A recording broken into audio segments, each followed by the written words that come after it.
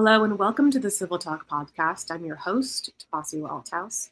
If you're new to the show, this is where we explore civility and social emotional learning with esteemed guests, expert insights, and practical advice to help people navigate the world. Today, I'm honored to welcome Dr. Todd Kashdan, a world-renowned psychologist, professor, and thought leader in the science of well-being, curiosity, and courageous dissent. Todd is a professor at George Mason University, where he founded the Wellbeing Lab and has authored over 250 peer-reviewed articles on topics like mental flexibility, purpose, resilience, and the social psychology of curiosity. His work has been featured in the New York Times, Harvard Business Review, Forbes, Hidden Brain, and more, and his Substack newsletter, Provoked, is followed by over 5 million readers. He's also the author of 5 books, including Curious, ? The Upside of Your Dark Side, and his most recent, The Art of Insubordination, a timely, insightful guide for anyone seeking more justice, innovation, and intelligent rebellion in a world that often rewards conformity.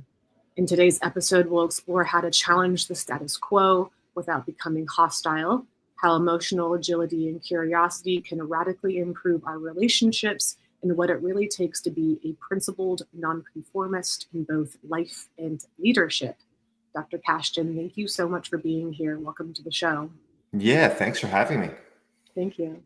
So you've spent much of your career studying curiosity, discomfort, and courage. What first pulled you into those emotional landscapes? What was the spark for you? Well, the short story is I went to grad school to study how people develop panic attacks. So probably most listeners have had one at some point, about 20% of the population, where your heart races really quickly, shortness of breath, difficulty breathing. Some people get like the chills or the shakes, usually goes away in about 5-10 minutes. And so I had this Hannibal Lecter mask I would put on participants and inject them with 35% CO2 they would breathe to induce panic attacks. And then I was sitting behind them like a stalker, and I would try to figure out like, what are the things that predict that someone would or would not develop a panic attack? And one of the things of doing this really wacky research was the discovery of it wasn't so much that people had panic attacks or that it bothered them. That's a real thing, and I don't want to diminish that. But what interested me the most was when I would ask them questions of, what are you not doing because you think these panic attacks will get in the way? And right away, I wrote this thing down. My first year of grad school, it was like residual unsatisfied curiosity. And that single thing that I wrote down my first year of grad school, I've been now studying for 25 years, which is like the idea that you're intrigued by something, you want to approach it, a person, a thing, something beautiful in nature, and yet there's something that holds you back. And how can we get you to make an approach move versus a step back and an avoidance move? Yeah, I love that. I just wrote it down, residual unsatisfied curiosity. I was reading something the other day, and it was saying, as creatives, if we don't have our creative outpourings, if we don't have that medium, we just get so anxious. And that's something that's, I can definitely, I don't get anxiety attacks because I would like quickly find a way to like put that emotion somewhere else. But I can imagine just if people don't have that medium, how it can just like spark up in your body, and that's a thing. Yeah, even what you said, Topacio, is the idea of like you pivoted the emotion to something else. And the thing is, one of the things that has nothing to do with whether you have or don't have a mental disorder is to what degree can you get more agency and vitality in your life? Like those are the 2 words that really stick out for me. And part of agency is when I'm at this crossroad, or anyone listening is at a crossroad, you see an interesting person, right? They're wearing a shirt with your favorite band on it, or your favorite restaurant, your favorite country, and you just want to approach them and just have a conversation. There's so much reluctance to do that. Of you think they're not going to like you. They'll find it to be awkward. They'll find it to be painful. You'll be uncomfortable. Why do I need to be uncomfortable? I'm holding this latte. I'm sort of walking outside. Why would I do that to myself? And the thing is, we make these emotional misprediction errors, thinking that the pain that I'm going to induce on them by approaching them, the pain I'm going to feel inside me for doing it, outweighs whatever reward I would get from this interesting encounter. And kind of the research from University of Chicago shows is that we're wrong. Like, most people find it to be quite joyous, or at least north of neutral, when you're approached by a stranger in a non, like dating kind of sort of way. Right. And then for us, it's really fun to have these novel encounters, but it does induce a little bit of anxiety.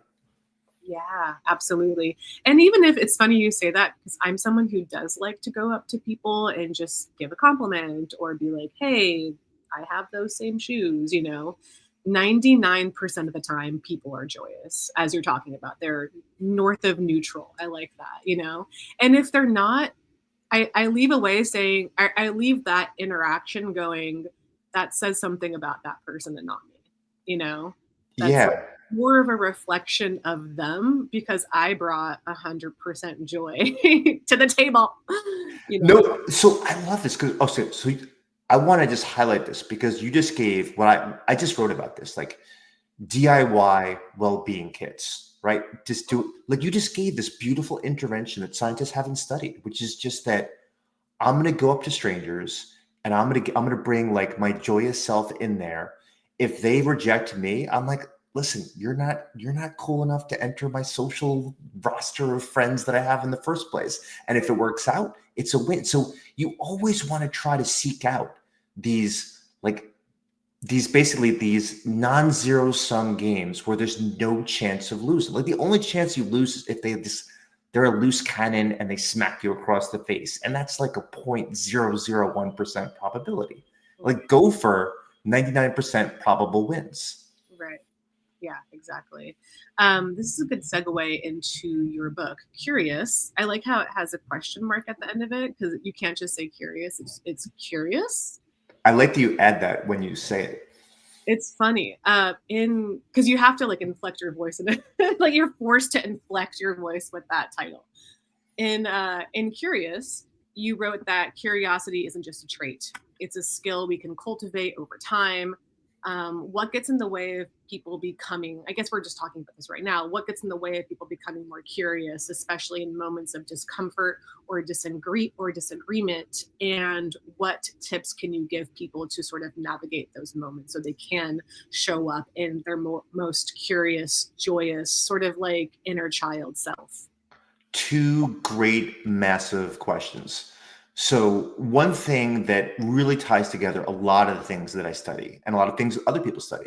So whether it's courage, curiosity, creativity, we're talking about like optimizing social interactions, social anxiety, all of these things can fall under the umbrella of managing uncertainty. And our inability to manage uncertainty is one of the really huge barriers for curiosity. It's just like, we don't really like it. I mean, even people that go to a casino and they love playing blackjacks, they love hanging out the croupier. In the end, it really is like wears and tears on their physiology to be sitting there of like, am I going to lose $1,000 this time? Like, and what would I get with that $1,000 if I wasn't at these tables right now? And then you think about the idea of telling your kid that, you know what, listen, like when you're on the playground, like stop being like so touchy. You're always pushing people and you're always like physically pushing them down the slide. And I know they're not saying anything to you, but that doesn't mean it's the right thing to do. That's a hard conversation to have. Like, because you don't know if your kid's going to explode and you're going to cause problems where there wasn't a problem, but you can predict the future. If your kid's touchy, there's probably going to be a problem later. And so this unwillingness to manage uncertainty, to go into the heart of it, to play with it, probe it, poke it around, explore it, that's really like one of the big barriers to being a curious person. And I'm not saying you can get rid of that. I'm saying that one of the best ways to first work with the ability to become more curious and to be less fearful in the face of uncertainty is being able to recognize when the problem occurs, be able to name it very specifically. This is like your issues with uncertainty, and then try to take a different perspective on it. I mean, that's all therapy is Right. recognize a problem, name it very clearly, and then try to take a different perspective. And so in this case, what I'm suggesting is that you don't try to be happy. You don't try to seek out like a good situation there. You try to figure out like, what is a new way of approaching this problem that I could experiment with? It might blow up in my face, just like working with chemicals and trying to create that lava, that little like volcano for science fairs where the toothpaste flies out and it sort of erupts at a science fair. You don't know what's going to happen with feral human beings, but you do want to start experimenting because over time, you're going to get better, more socially skilled. You're going to have better social interactions. You're going to have more vitality. And then you're also going to attract more people because you're just going to be more interesting. Yeah. Yeah. I feel like this is just, this sort of having comfort with discomfort, as annoying as that sounds, but being comfortable with discomfort, being comfortable with, and this leads into your most recent book, The Art of Insubordination, being comfortable with dissent in a way. It's pushback. It's a rough feeling. And I think that's a really important thing to talk about. And it's important to be comfortable with that sort of unknown, and I think the more curious you are and the more you put yourself in those situations, the easier it gets over time, whether it be going up to a stranger or something bigger, like challenging some political or social status quo. There's like different tiers of discomfort. The first is like going up to a stranger, and the second might be like challenging your relationship in a really healthy way.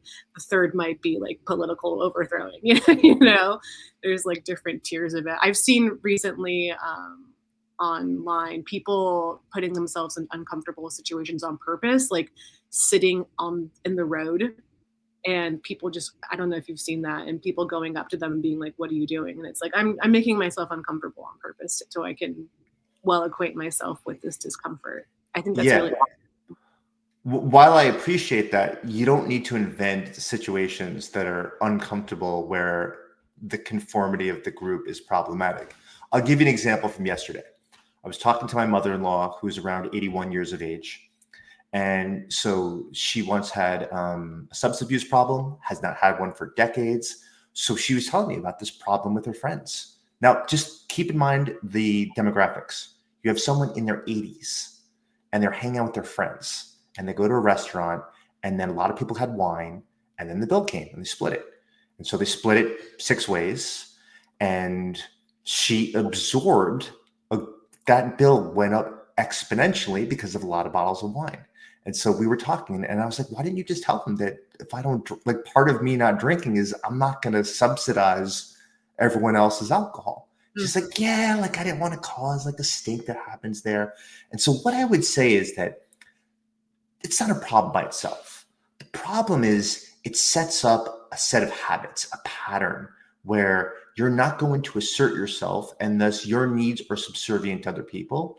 And I'm not blaming anyone. There's no victim blaming here, but I'm saying is like that kind of pattern when you think about with kids and young adults and people who start in a new company is as you let people decide what your fate is going to be and it's wrong in some way and you don't say anything, it becomes a little bit harder the next time because you just become a little bit more timid, a little bit more submissive that happens there. And I'm not saying be dominant. I'm saying there is something beautiful about watching a man or a woman, a boy or a girl who actually asserts what they think is important.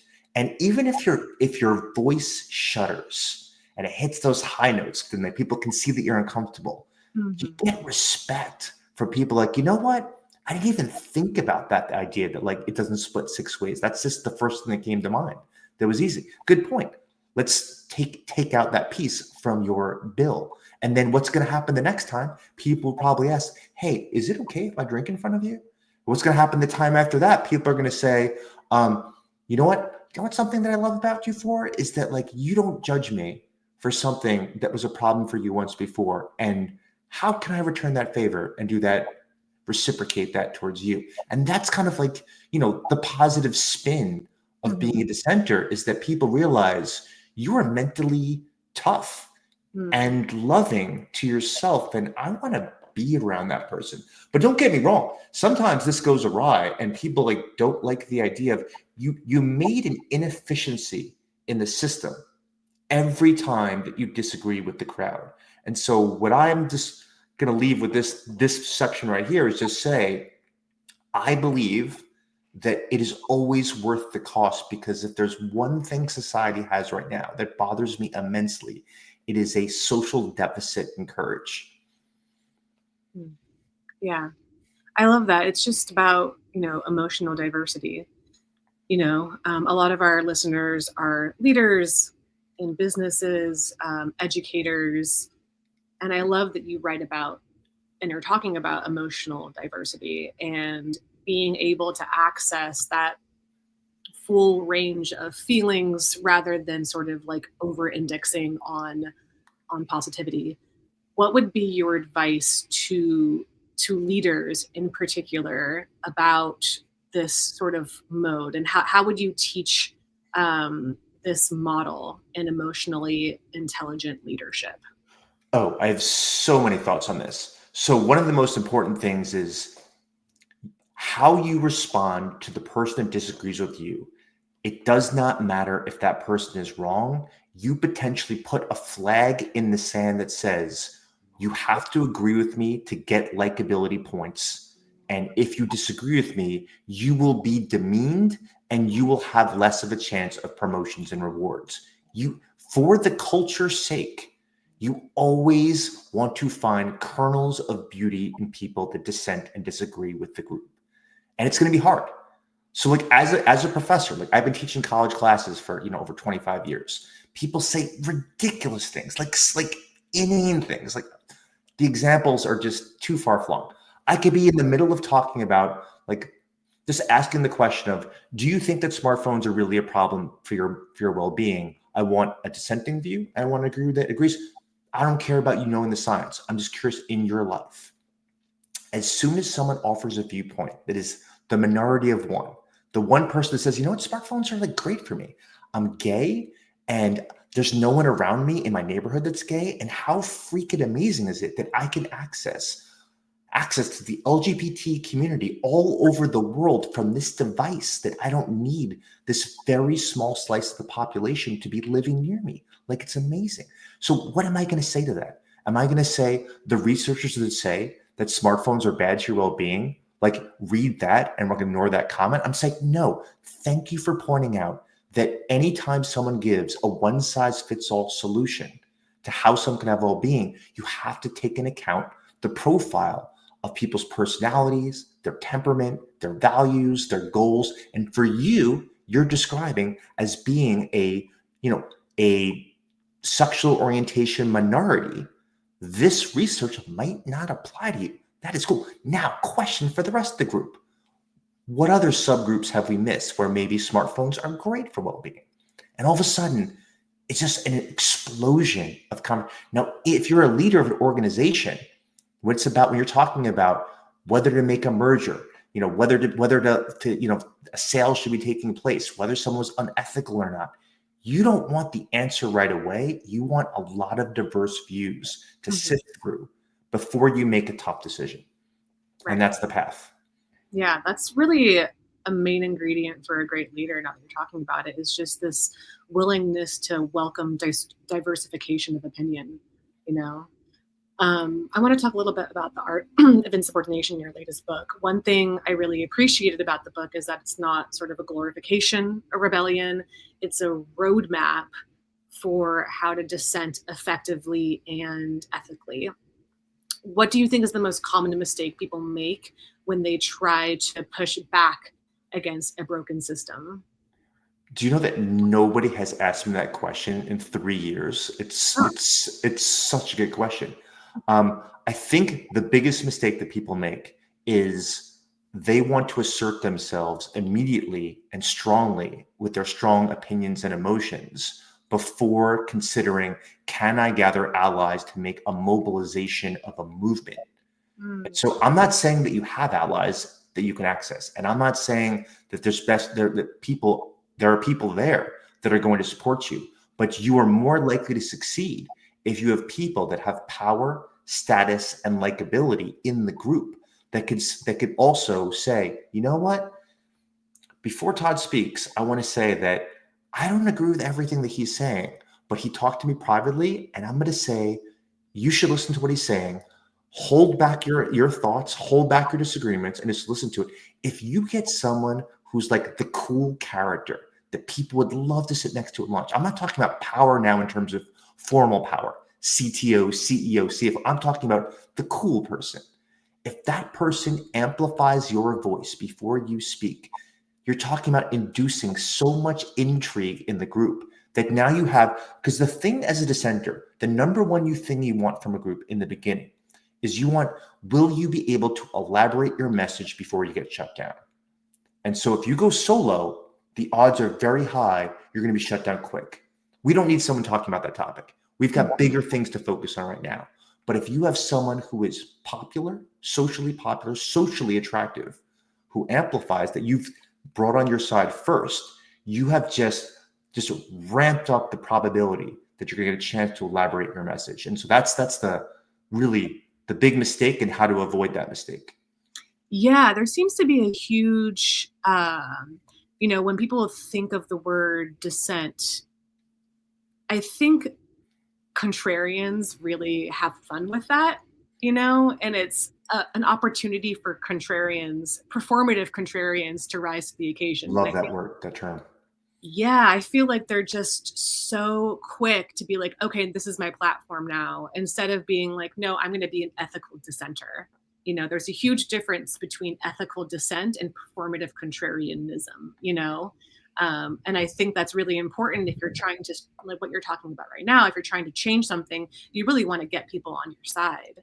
You're not trying to negate everything left and right. You're gunning for a better outcome, and I think that's really hard to differentiate when you're not someone who classifies as, like myself. I don't classify myself as a contrarian or really a dissenter. So sometimes that can get confusing. I think it's really important to label that when you're getting into these spaces is to be able to pick out who are the contrarians and who are the ethical dissenters. Man, you were making the hair on my arm stick up. You were saying gold. I hope people listening are going to rewind that and play what you just said again. It is so important. So to me, when you say that, the first thing that comes to mind is the person that says, I'm just asking questions. And they're asking that they're leaning towards unethical performative questions, right? Whether it's about race and sex and gender, and whether it's woke or alt-right or whatever is your term of the week that you want to be playing with here, whatever's the topic of the week that happens. That's gamemanship. That's that's audience capture crap. Like if you actually wanted to make a difference, let's just take like a polarizing topic. Take about race differences in police shootings, right? The research is very unclear. There's some research supporting it. There's some research not supporting it. And it would be a long conversation that we don't need to go into in terms of how much support is there in terms of racial differences in police shootings. Now, if someone just points out, I was in Detroit and this happened. And so I wondered to myself, are officers really have any more biases than anybody else? Aren't they just good people? That's why they went through the academy. I'm just asking questions. Mm-hmm. And that whole line of thought is so the response to the performative contrarian is to say, hey, if everything worked out exactly as you think in terms of our knowledge base and the scientific literature, what would you like to do with it? And if they say, I don't know, then it's do you really care about this topic? And let me just take this one other way, because I think this is important is we don't want to sit quietly and watch these people ruin really important issues and areas of inquiry in society. Mm-hmm. So it doesn't matter how I feel on this topic. It doesn't matter how anyone who's listening feels on this topic. So think about transgender individuals and sports, right? It's a big issue right now. One of the things that someone in my audience told me was, if someone has an issue about transgender men being in a women's sport, ask them this question: name 10 women athletes. Right. Besides who's the Caitlin Clark, right? Besides her, who everyone's talking about, name 10. Because if you can't name 10 women athletes, you know what? You're not interested in women's sports. There have been so many amazing track and field athletes, so many amazing basketball players, so many amazing women's soccer players. And so answer that first. Let me just see, do you actually really care about this issue? Or is this just like a parlay into my side versus your side in terms of politics? And it's a nice approach to just make sure that we're not just kind of wasting a lot of energy here unnecessarily, because there are some important issues in an organization, in people's lives, and we want people to flourish. So let's not waste our time with the performative stuff, as you said. Yeah, it's like an Uno card, reverse Uno card on your quote unquote opponent. I mean, you're not trying to fight someone, but it's just trying to be like, well, are you well versed on what you're even talking about? And I think that's a really peaceful way of sort of maybe putting the sort of dialogue mirror in front of their face and just being like, is this something you really care about? But it feels like outrage and sort of contrarianism is easy, but what we're talking about is sustained values driven dissent. And that's rare, and it's hard to sustain itself when people are all over the place, especially when you're talking about pointed dialogue, whether it be transgender rights or whether it's difficult to sustain yourself. I think Pete Buttigieg, I think that's how you pronounce his name, is really good at it. I love watching him extremely speak. Good. He's really, really good at it. And I love watching him speak. I take a lot of pointers from him. He's really good at sort of sustaining that sort of dissent in a very ethical way. What would you say to someone who wants to be a more principled nonconformist like that? What are a few tips and tricks one can do to sort of travel that lane and also not wanting to have the anxiety of maybe burning bridges in the process? Yeah, so lots of things. So one thing we know from large meta-analyses, which is basically like an analysis of all the studies that exist on a topic, is there is one variable that is the best predictor that a center makes inroads into altering how a group thinks, and that is consistency of message. And this goes with something you said in terms of sustainability of the dissent. This doesn't mean saying the same thing over and over, because people then will tune you out. It's the idea of no matter where we take the conversation, you're not going to see much hypocrisy on my part, because I'm going to kind of explain where I am. So let's take a non-politically charged issue, right? Vegetarianism. This is the one where I think in 100 years from now, it's going to be like slavery. Like we're going to say to ourselves, like, I cannot believe they would eat cows. That's just like absurd. And it's kind of fun to think about, like in 100 years, what's going to be the topic where, we're going to like take down statues of cows that were like in fields because like it was just so inappropriate to think of eating them. And so in this topic, it would be like if you crave meat so much that you go into Target and you're buying vegetarian bacon and vegetarian sausage and vegetarian hamburgers that look like hamburgers that comes in there. It's not that persuasive to other people that like meat is bad, because you're basically basing your diet to mimic someone that eats meat, right? So there's a little bit lack of consistency. Now, I'm not saying this isn't a great way to get protein. I'm just saying if you're trying to persuade other people, it's interesting that you eat a vegetarian hot dog next to people eating hot dogs and a vegetarian. To some degree, if you want to persuade someone, the consistency would be of, well, what are the ways where you actually get your protein, right? So if you're talking about beans, you're talking about lentils, that happens there is like, and for people to realize you can be athletic, you can be a bodybuilder, you can put on major muscle mass and still be a vegetarian. And those kind of conversations occur not from eating food that looks like meat, but eating food that is vegetarian that can provide those nutrients. And so on a consistent basis, as you in front of people that you're eating fish, if you're pescatarian and you're doing this, and you're providing a little information if they ask you questions and you're consistent about it, over time, you're going to see people like, maybe I should add that to my diet. That's like a first step. You're not going to change, like remove meat from their diet. But if they started eating fish when they didn't eat before, you're sort of making a 2%, 3% change in their attitudes and behavior. And one of the important skills to think about to be a principled dissenter is your goal should never be to get someone to do a 90-degree shift in their beliefs. Go for 5%, 6% change, and that's fine. If you can get someone that protests soldiers that died in battle because they were gay, and they stand there protesting at the grave sites, at funerals, and you can convince them to have the same beliefs, but just because of a love for family and a love for close relationships, maybe don't protest those funerals. That's not a 90%. That's not really a change in their beliefs. It's a change in their behavior that unnecessarily interferes with the well-being of a family that's grieving. That is a great move, and you haven't really shifted their opinion possibly at all on the topic. And it's worthwhile to think about, how can I get someone to shift a few percentage points? Right. Yeah. Yeah, because it's not really about, it's funny that you're saying that. It's not really about getting someone to fully agree with you, because if you really think about it, do you really want that? Differentiation really illuminates a broader truth too. It's like, maybe you can come up with a different outcome that's better than both of our way of doing something, And think about this. I mean, and it doesn't matter where you stand, if you want to reveal it or not.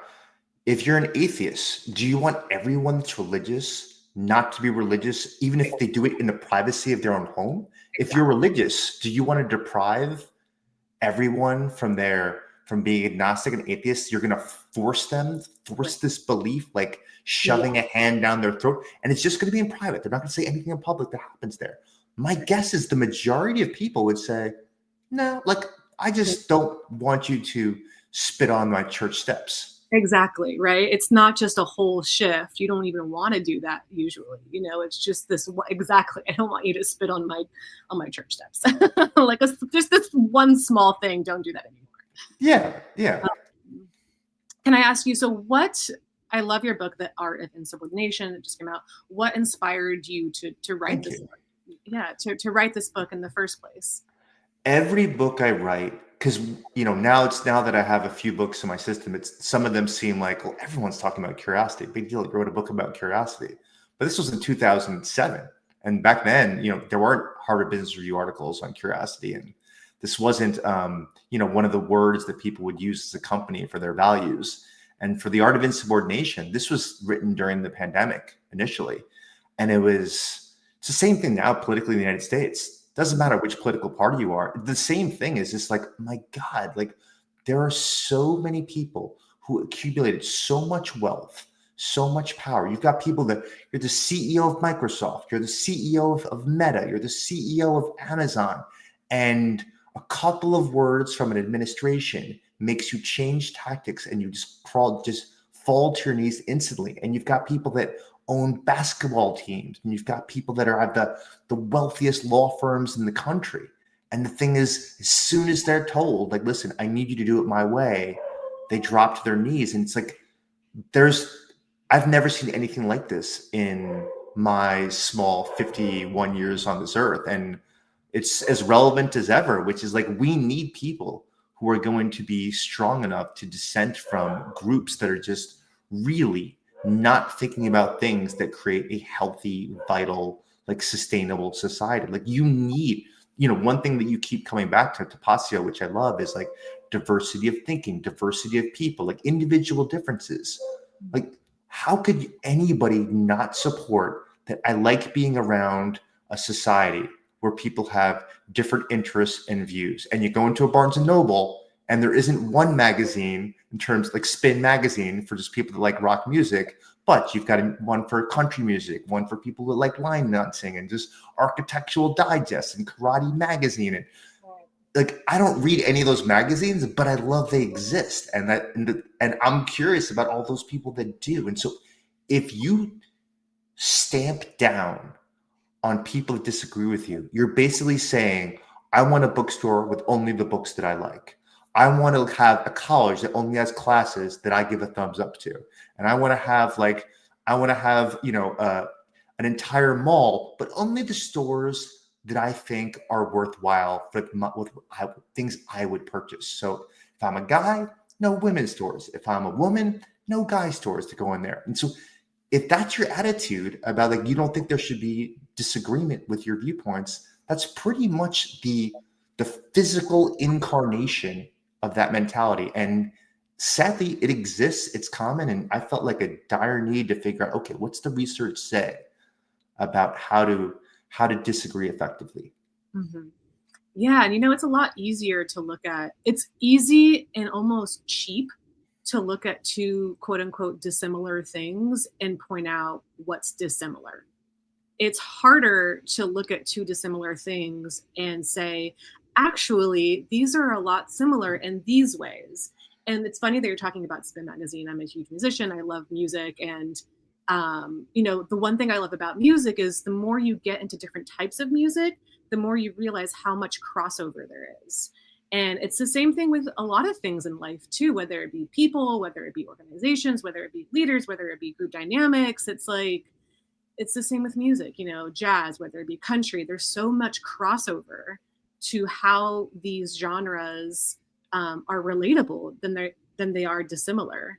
And the more you research and the more you educate yourself, I think the easier it is to be empathetic of those differences or similarities and seeing them, Yeah. So it's really important, I think, to understand that, like, despite religions being different or despite genders and sexes being different, there's actually a lot more similarities if you can just sit down and like think, Yeah. But it's hard. I think it's hard. It's hard to think. It's hard to think and sit there. It's easier to be like, oh, those two are different. That's easy. One of the most fun things to do when I do organizational interventions is to have a whole list of things on a PowerPoint slide of these are potential differences between men and women. Men are better at this. Women tend to are more emotionally intelligent. Men are physically strong. The whole list. Mm-hmm. And I just go through. I'm like, just everyone get together in like groups and just say like, which is true, which is false, and then how big do you think the differences are? And the last one is the key, is that when you get away from the romantic realm, the differences between men and women are like minuscule. They're like small differences here and there. There's small differences in listening skills. There's small differences in ability to acquire social support, but they're nothing like you would see in these self-help books that come out in terms of men are from Venus, women are from Mars, or whether it's the other way around. And like you're saying, like the similarities are profound. Mm-hmm. Yeah. Once you realize the similarities are profound, it's like the more you want to build a bridge between those two different genres, whether it be gender or whatever. Your curiosity is and political parties. The bell curve overlap before the conservatives in your neighborhood and the liberals in your neighborhood is wild. I mean, just to start playing with moral dilemmas. If you had a child that was dying of cancer and you had no money and the pharmacy left the front door open and they had basically 2 weeks to live unless they get this medication, do you go in there? Do you go into the store? Do you break in? Do you take the medication or not? It doesn't fall between liberals and conservatives. It's also like, do you care about kids' lives? Like, right. They go in there, and there's so many scenarios. Like when you get into like just the morality of being human, mm-hmm. that just really cuts across. And once you get away from the issues of the day and you start getting into these things like, what would you do to protect your friend if someone was beating the crap out of them right in front of you and you thought they were going to be killed? Like what's acceptable behavior? Mm-hmm. It doesn't cut across political lines. It doesn't cut across gender lines. It cuts across like, are you human or not? Like that comes there. And so, there's so many of these scenarios. Yeah, absolutely. So when your work gets heavy or complicated, I like to ask, is there something, an idea, a habit, a mindset, a exercise that you return to that helps you stay clear and steady? It's a great question. I mean, honestly, since eighth grade, everything has been about like lifting heavy weights. Like I'm in flow. That's basically the reason I don't go. I'm a Jewish kid who has not gone into a synagogue since they were 14 years of age. Is my meditation, my spirituality, like my flow state. I am like completely like transcend the self is when I'm lifting weights in the gym. And so when I'm there, that is just the most peaceful grunting place on the planet for me. Yeah, I love that. I hope that our listeners can maybe take away their own exercise, their own practice. I like to ask that question to all of our guests who come on here. I think it's important because when you're doing work like this, it's important to stay grounded, and as a ethical dissenter like yourself, it's really important to come back to square one, come back to yourself and your spiritual practice, and to sort of prompt and help people find that in their own life so that they can find peace and then go out in the world and hopefully make a change. And I really hope that our listeners listening are prompted to do that on their own, or if they don't feel confident enough to do that, to just listen with an open ear and with kindness. And Dr. Kashdan, I really appreciate you being with us here today. You ask fantastic questions anytime. Thank you. Thank you for being with us here today. For those listening, I highly recommend diving deeper into Dr. Kashdan's books, The Art of Insubordination, Curious, The Upside of Your Dark Side, and Designing Positive Psychology. They will all be linked on our website at www.civiltalk.com. Also, his TED Talk, his Substack newsletter, Provoked, will be on our website as well. And as always, if today's conversation sparks something in you, please subscribe, follow, share this episode with a friend or a loved one. Listen to it on repeat if you so desire. Thanks for listening. And as always, stay curious and stay kind.